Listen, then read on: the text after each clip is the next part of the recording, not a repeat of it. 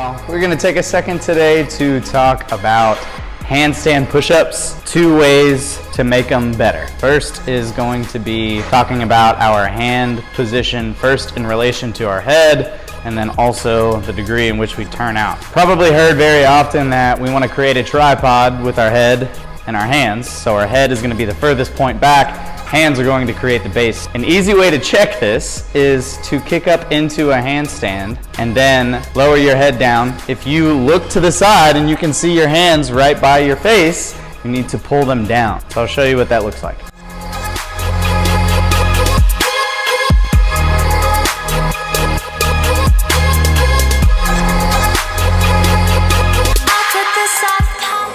As far as hand position goes, we want our hands to be slightly turned out because that creates the internal rotation that we see in that front rack position. The handstand push-up is exactly like a push press, so we want to try to emulate that drive that we get from the barbell, turn the hands out just slightly, and press. Another really common thing that I want to talk about in the kipping handstand push-up is not loading the hip to fire up and kick. A lot of the time I see the knees bend and then kick up towards the wall, and that doesn't really do you much good. I'm going to show you what I usually see that we want to fix, and then I'm going to show you what we want to see.